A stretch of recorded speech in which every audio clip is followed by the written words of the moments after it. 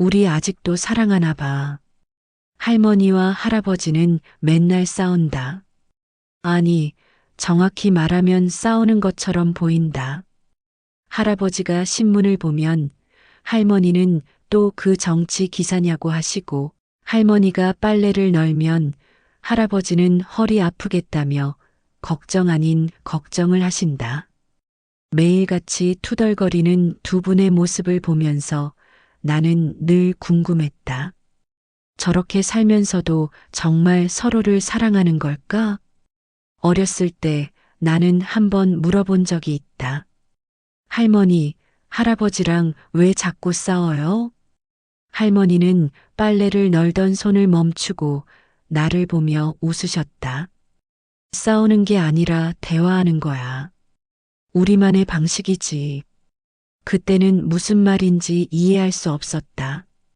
대화라니.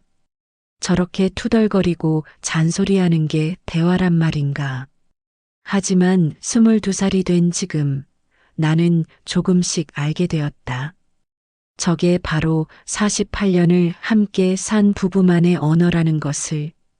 며칠 전 오후 나는 과제를 하다가 목이 말라 거실로 나왔다. 마당에서는 여느 때처럼 할아버지가 라디오를 들으며 신문을 보고 계셨고 할머니는 빨래를 널고 계셨다. 4월의 따스한 햇살이 두 분의 흰 머리를 비추고 있었다. 여보, 그거 또 정치 기사야? 하루 종일 똑같은 거 보네. 할머니의 목소리에는 익숙한 투덜거림이 묻어 있었다. 세상 돌아가는 걸 알아야지. 괜히 나라가 이 꼴이 된 게 아니야. 허허, 나라 걱정 말고 당신 허리나 걱정해요. 어제도 허리 펴다 삐끗했잖아. 할아버지는 잠시 신문을 내리고 할머니를 바라보셨다. 안경 너머로 보이는 그 눈빛에는 내가 놓치기 쉬운 무언가가 담겨 있었다. 당신은 허리도 안 아프나? 그 나이에 빨래를 저렇게 매달면. 그때 할머니가 피식 웃으며 말씀하셨다.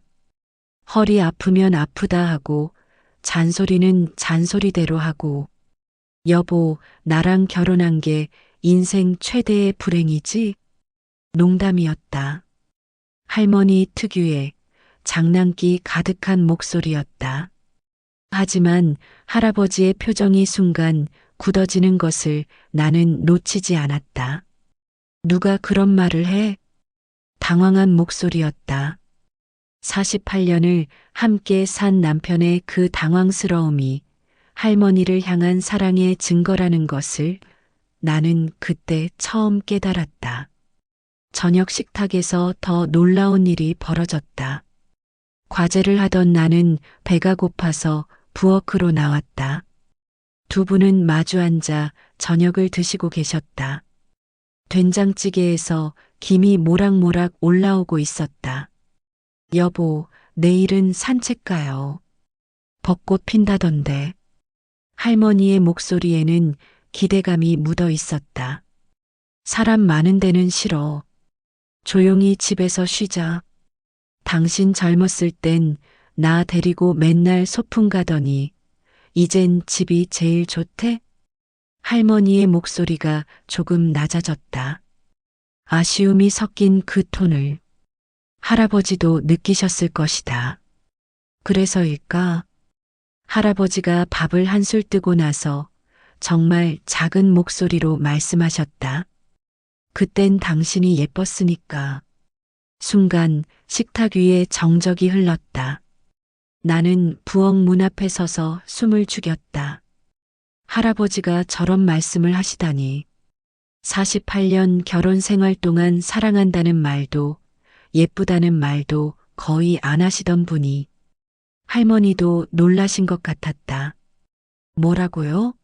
라고 물으셨지만 할아버지는 황급히 밥 식는다.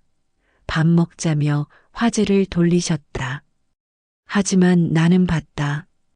두 분의 얼굴이 동시에 빨개지는 것을 마치 20살 연인들처럼 수줍게 웃으며 밥을 드시는 그 모습을 그날 밤 나는 잠이 오지 않아 거실로 나왔다.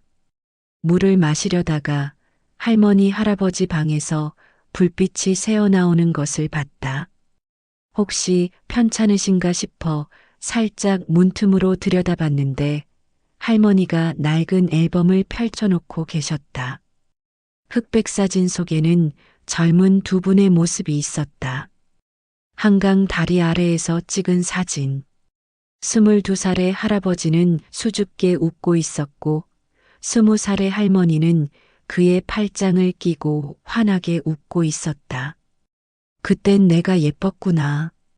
할머니의 작은 혼잣말이 들렸다. 그리고 옆에서 코를 고는 할아버지께 이불을 덮어드리는 할머니의 손길이 보였다. 그 손길은 48년 전에도 지금도 변함없이 다정했다. 다음 날 오후 할아버지는 결국 할머니의 손에 이끌려 공원으로 나가셨다. 나도 몰래 뒤를 따라갔다. 궁금했다. 두 분이 어떤 시간을 보내실지. 공원은 벚꽃으로 가득했다.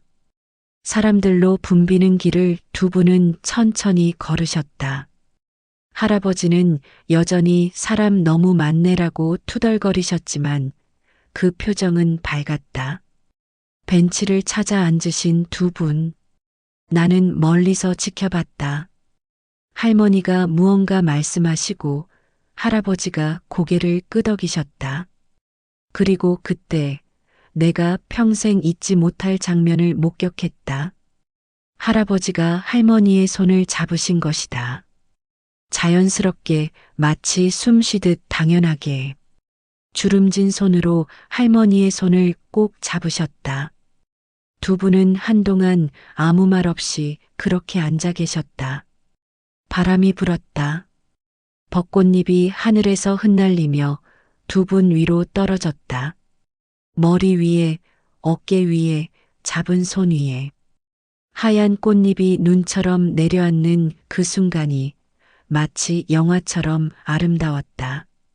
나는 핸드폰을 꺼내 사진을 찍었다. 그런데 사진을 찍으면서 눈물이 났다. 왜 눈물이 나는지 나도 잘 모르겠었다. 그냥 너무 아름다워서, 저렇게 오래 사랑할 수 있다는 게 감동적이어서. 집으로 돌아오는 길, 두 분은 편의점에 들르셨다. 그리고 호빵을 사셨다. 옛날에 우리 데이트할 때 자주 사 먹었지? 기억하네. 할아버지가 웃으며 대답하셨다. 48년 전의 추억을 여전히 기억하고 계셨다. 집에 와서 두 분은 호빵을 나눠 드시며 옛날 이야기를 하셨다. 나는 방에서 그 소리를 들었다. 처음 만났을 때 이야기, 프러포즈 이야기, 결혼식 이야기, 첫 아이를 낳았을 때 이야기. 목소리에는 웃음이 가득했다. 48년의 세월이 두 분을 늙게 만들었지만 그 추억들은 여전히 생생하고 따뜻했다. 밤이 깊어갔다. 나는 물을 마시러 거실로 나갔다가 또다시 할머니 할아버지 방문 틈으로 불빛이 새어나오는 것을 봤다. 이번에는 소리가 들렸다. 여보, 자요? 할머니의 작은 목소리였다. 응, 뭔데? 할아버지의 졸린 목소리. 사랑해요. 짧은 침묵이 흘렀다. 그리고 할아버지의 더 작은 목소리가 들렸다. 나도. 나는 조용히 방으로 돌아왔다. 가슴이 뭉클했다. 이것이 바로 사랑이구나. 48년을 함께 살면서도 여전히 사랑해라고 말할 수 있는 것. 투덜거리면서도 손을 잡아주는 것. 잔소리하면서도 상대방을 걱정하는 것. 다음 날 아침 나는 할머니께 물어봤다. 할머니, 할아버지랑 정말 안 싸워요? 맨날 투덜거리시잖아요. 할머니는 웃으며 대답하셨다. 그게 우리 대화법이야. 48년을 함께 살다 보니까 말로 표현 안 해도 다 알아. 잔소리 속에 걱정이 담겨 있고 투덜거림 속에 사랑이 담겨 있다는 걸. 그럼 할아버지가 진짜 할머니 사랑하세요? 그럼, 당연하지. 할머니는 마당에서 신문을 보는 할아버지를 바라보며 말씀하셨다. 저 사람 말은 어느라고 표현은 서툴지만 나를 제일 사랑해. 48년 동안 한 번도 나를 떠난 적이 없잖아. 힘들 때도, 아플 때도, 짜증날 때도 항상 옆에 있었어. 그게 바로 사랑이야. 나는 그제야 깨달았다. 사랑은 드라마처럼 달콤한 대사가 아니구나.